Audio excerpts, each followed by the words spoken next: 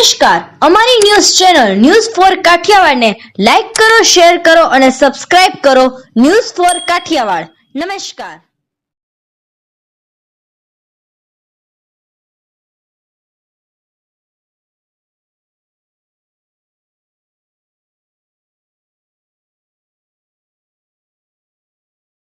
જૂનાગઢ મહિલા સમિતિ અને યુવા સમિતિ દ્વારા રક્તદાન કેમ્પનું આયોજન કરવામાં આવ્યું હતું. શ્રીનાથનગર સોસાયટી ખાતે રક્તદાન કેમ્પનું આયોજન કરવામાં આવ્યું હતું. આમ રક્તદાન કેમ્પનું ડો. પ્રકાશ સાહેબના સ્મરણ અર્થે કરવામાં આવ્યું હતું. આમ સમિતિ દ્વારા ઘણા કાર્યક્રમો કરવામાં આવે છે, જેમાં શ્રીમદ ભાગવત સપ્તાહનું પણ આયોજન કરવામાં આવ્યું હતું. જન્માષ્ટમી અને ધૂળેટી ઉપર પણ કાર્યક્રમો કરવામાં આવે છે.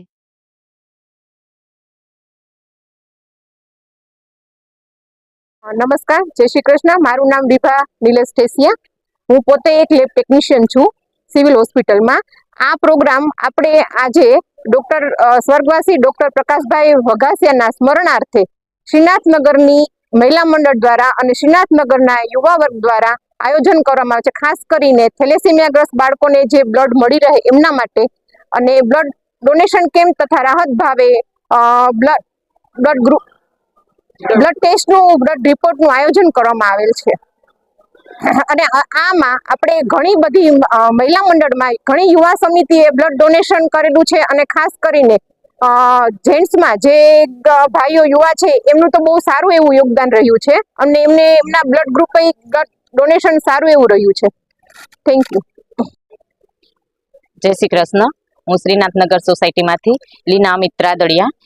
અમારે આજે મહિલા મંડળ અને યુવા સમિતિ દ્વારા ખૂબ સારું એવું આયોજન થયેલું હતું, જે ડૉક્ટર પ્રકાશભાઈના સ્મરણાર્થે, અને તેમાં બ્લડ ડોનેશન કેમ્પ અને રાહત ભાવે બ્લડના રિપોર્ટ તેમજ આપણે ડૉક્ટર ચાપડિયા સાહેબે હાજર રહીને CPR વિશે માહિતગાર કર્યા અને ખૂબ સારી એવી ટ્રેનિંગ આપી છે આજે. અને તેમજ ખૂબ બધાએ બ્લડ ડોનેશન કર્યું છે. અને બસ અમારી સોસાયટીએ ખૂબ સારો એવો સહકાર આપ્યો છે. જે આપણે બીજા ક્યાં સેવાના કાર્યો આપણે અહીંયા કરીએ છીએ મહિલા મંડળ? શ્રીનાથનગર સોસાયટીમાં અવારનવાર ઘણા અમે મહિલા મંડળ યુવા સમિતિ સાથે મળીને ઘણા પ્રોગ્રામ કરીએ છીએ, જેમાં અમારા કારોબારીના સભ્યો પણ સાથ સહકાર આપે છે.